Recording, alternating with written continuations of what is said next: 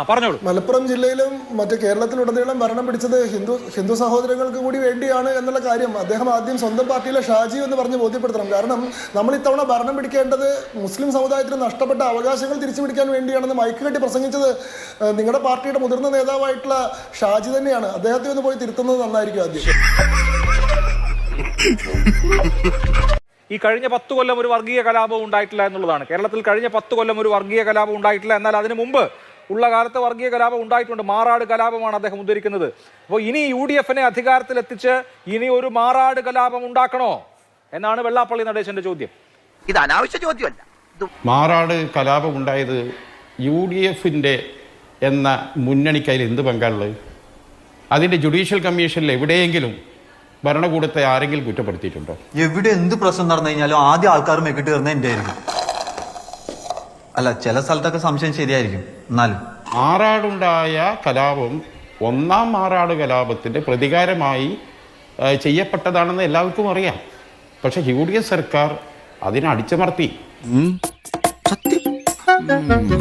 ഇന്ന് പ്രശ്നങ്ങളില്ലാത്ത നല്ലൊരു നാടായി, നല്ല മതസൗഹാർദ്ദത്തോടെ ജീവിക്കുന്ന ഒരു നാടായി മാറി. പിന്നെ ഇവന്മാരും ഞാനും തമ്മിലുള്ള പ്രധാന വ്യത്യാസം നമുക്ക് പറഞ്ഞിട്ടെ. UDF സർക്കാർ അവിടെ ഒരുപാട് തൊഴിൽ സംരംഭങ്ങൾ കൊണ്ടുവന്നു. അവിടെ സ്ത്രീകൾ, മുസ്ലിം സ്ത്രീകളും ഹിന്ദു സ്ത്രീകളും ഈ മത്സ്യബന്ധന മേഖലയിലെ കുടുംബങ്ങളുമൊക്കെ അതീവ യോജിപ്പോടുകൂടി വളരെ നല്ല രീതിയിലൂടെ ജീവിക്കുകയാണ്. ഇതിലെങ്ങനെ UDF-നെ കുറ്റപ്പെടുത്താം? കൊണ്ടുപോയി നുണ നട്ടു നോക്ക്. കിളിർക്കാണെങ്കിൽ ഒരു വിത്ത് എനിക്ക് വെച്ചേരെ. കേരളത്തിലെ താമര വിരിയിക്കാൻ ശേഷിയുള്ള ആളായി കരുതിയത് BDJS-ന്റെ പാട്രിയാർക്കായിട്ടുള്ള അദ്ദേഹം സംഘടനാ ഭാരവാഹി അല്ല എങ്കിലും തെരഞ്ഞെടുപ്പ് പ്രചരണത്തിൽ വളരെ സജീവമായി പങ്കെടുത്തിരുന്ന ആളാണ്. 10 കൊല്ലം കഴിയുമ്പോൾ അദ്ദേഹം പറയാണ് 3ാം തവണയും പിണറായി വിജയൻ വരുമെന്ന്. എനിക്ക് ഉറപ്പുണ്ട്. നിനക്കോ? എനിക്കിതിലൊരു പ്രതീക്ഷയൊക്കെ വരുന്നുണ്ട് കേട്ടോ. പിണറായി വിജയൻ വേണ്ടി മുഷ്ടിയൊക്കെ ചുരുട്ടിയാണ്. 3ാം പിണറായി സർക്കാർ, LDF ആണ് വരാൻ പോകുന്നത്. ഇവിടെ വർഗീയ കലാപങ്ങളില്ലാത്ത ഒരു ഭരണത്തിന് വേണ്ടി LDF വരണമെന്ന്. ഇപ്പോൾ 10 കൊല്ലം മുമ്പ് നിങ്ങൾ ആശ്രയവും അഭയവുമായി കണ്ട ആൾ ഇപ്പോൾ പിണറായി വിജയന്റെ പ്രചാരകനാവുമ്പോൾ എന്ത് തോന്നുന്നു? ഞാൻ ചിരിച്ചുപോയി. അങ്ങേർക്ക് മതിഭ്രമല്ലേ, മതിഭ്രമം. എന്തിട്ടാ കാല് എടുത്തു മാറ്റാൻ പറടാ.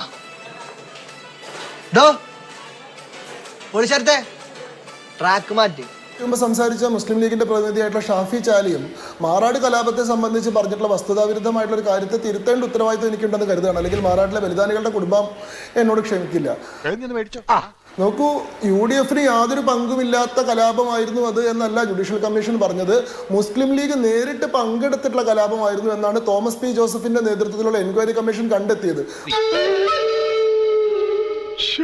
മുസ്ലിം ലീഗിന്റെ 2 പ്രധാനപ്പെട്ട നേതാക്കൾ PP മൊയ്തീൻ കോയയും അതേപോലെ തന്നെ മായിൻ ഹാജിയും. മായിൻ ഹാജി ആ സമയത്ത് കോഴിക്കോട് ഡെവലപ്മെന്റ് അതോറിറ്റിയുടെ ചെയർമാൻ ആയിരുന്ന ആളാണ്.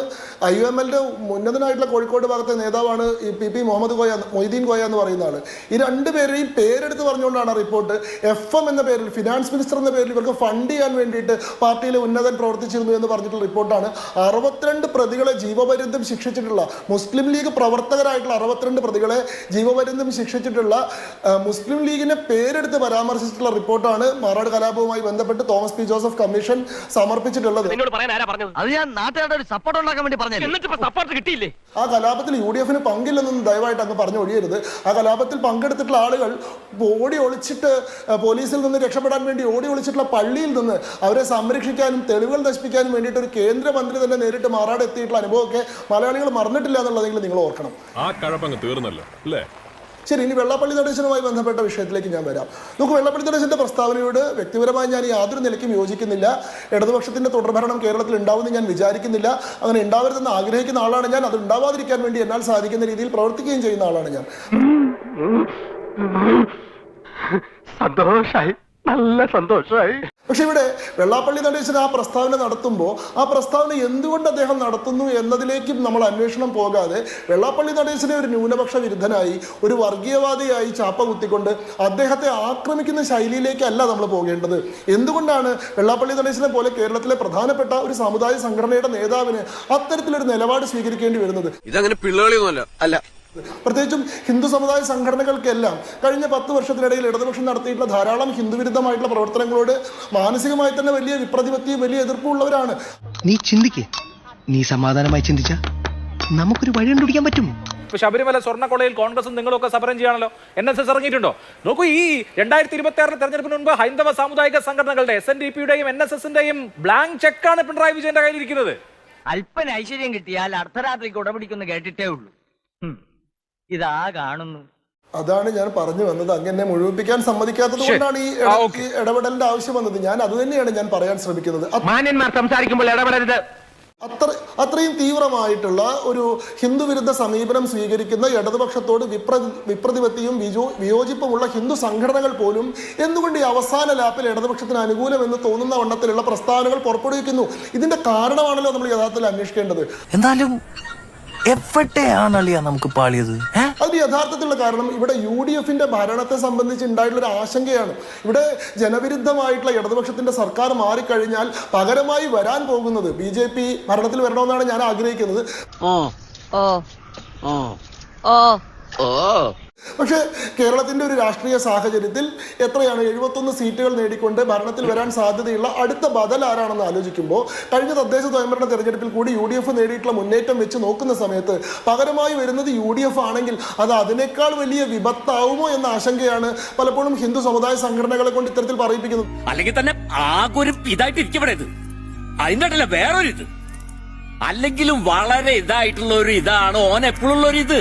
ഇതിന്റെ കാരണം ഇവിടെ ഇടതുപക്ഷത്തിന്റെ ജനവിരുദ്ധമായിട്ടുള്ള ആ ഭരണത്തിന് അതിന് ബദലായിട്ട് ഒരു ജനക്ഷേമകരമായിട്ടുള്ള സദ്ഭരണത്തിൽ ഊന്നിയിട്ടുള്ള ഒരു ഭരണത്തെ അല്ല ഇവര് UDF ഇവിടെ പ്ലേസ് ചെയ്യുന്നത്. പകരം അവർ ഊന്നുന്നത് ന്യൂനപക്ഷ മുസ്ലിം വോട്ട് ബാങ്കിൽ ഊന്നിക്കൊണ്ടുള്ള തീവ്ര മുസ്ലിം വോട്ട് ബാങ്കിൽ ഊന്നിക്കൊണ്ടുള്ള ഒരു ബദലിനാണ് അവർ ഊന്നിക്കൊണ്ടിരിക്കുന്നത് എന്നതാണ് ഇത്തരത്തിലുള്ള ആശങ്കയ്ക്ക് സൃഷ്ടിക്കുന്നത്. നിന്റെ പാർട്ടി നല്ല അസല് പാർട്ടിയാ, ആരും കൊതിക്കുന്ന പാർട്ടി. കഴിഞ്ഞ തദ്ദേശ സ്വയംഭരണ തെരഞ്ഞെടുപ്പിൽ പോലും SDPയുടെ PFI എന്ന് പറയുന്ന നിരോധിതമായിട്ടുള്ള രാജ്യവിരുദ്ധ പ്രവർത്തനം നടത്തുന്നതിന്റെ പേരിൽ നിരോധിക്കപ്പെട്ടിട്ടുള്ള സംഘടനയുടെ രാഷ്ട്രീയ ആമായിട്ടുള്ള SDPയുടെ അതേപോലെ തന്നെ മൗദൂദിയുടെ ഇന്ത്യയെ ഒരു ഇസ്ലാമിക രാഷ്ട്രമാക്കണം, ശരിയ നിയമത്തിന് കീഴിൽ കൊണ്ടുവരണം എന്ന് പ്രഖ്യാപിക്കുന്ന മൗദൂദിയുടെ ജമാഅത്തെ ഇസ്ലാമിയുടെ രാഷ്ട്രീയ സംഘടനയായിട്ടുള്ള വെൽഫെയർ പാർട്ടി പോലെയുള്ള സംഘടനകളുടെ പിന്തുണയും അവരുടെ പൂർണ്ണമായിട്ടുള്ള പങ്കാളിത്തവും നിർലജ്ജം സ്വീകരിച്ചുകൊണ്ട് അവരെ കൂടി മുന്നണിയുടെ ഭാഗമാക്കിക്കൊണ്ട് തെരഞ്ഞെടുപ്പിനെ നേരിടുകയും തെരഞ്ഞെടുപ്പിൽ ജയിക്കുകയും ചെയ്യുന്ന ഈ പറയുന്ന UDFന്റെ രാഷ്ട്രീയ ശൈലി കാണുന്ന സമയത്ത് ഇവർ അധികാരത്തിൽ വന്നു കഴിഞ്ഞാൽ കേരളത്തിൽ